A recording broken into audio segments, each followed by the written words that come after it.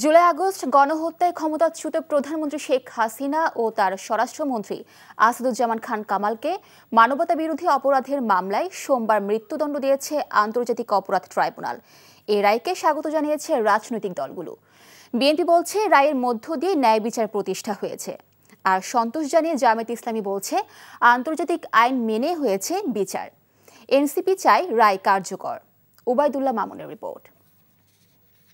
Accused Prime Minister Sheikh Hasina committed crimes against humanity. July বিপ্লবের 15 মাসের মাথায় মানবতা বিরোধী অপরাধের প্রথম রায় ঘোষণা করল আন্তর্জাতিক অপরাধ ট্রাইব্যুনাল 1।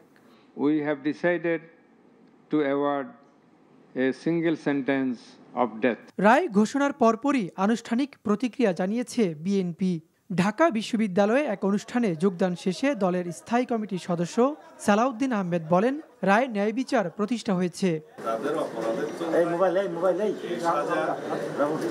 যথেষ্ট কম, ফ্যাসিস্ট, স্বৈরাচার যত শক্তিশালী হোক, যত দীর্ঘদিনই রাষ্ট্র ক্ষমতা অবৈধভাবে পরিচালিত করুক, ক্ষমতা ভোগ করুক, তারা একদিন না একদিন আদালতের কাজ করায় তাদের।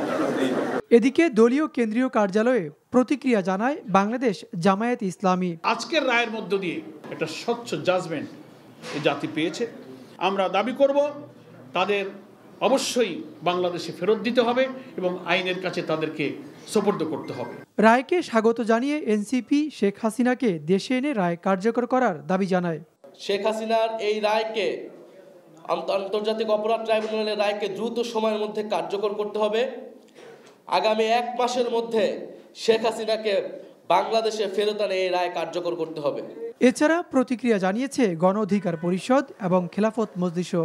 ফ্যাসিবাদ নির্মূল করার ক্ষেত্রে দল হিসেবে আওয়ামী লীগ, তার প্রধান সহযোগী জাতীয় পার্টি সহ অন্যান্য ফ্যাসিবাদের দোসরদের বিরুদ্ধেও আমরা একটা দৃষ্টান্তমূলক এবং জন আকাঙ্ক্ষার রায় আমরা পাবো বলে আমরা প্রত্যাশা করছি।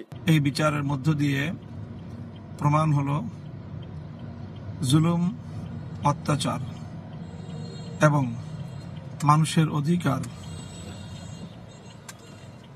হরণ করে নিস্তার পাওয়া যায় না। Obaidullah Mamun, NTV news, Dhaka.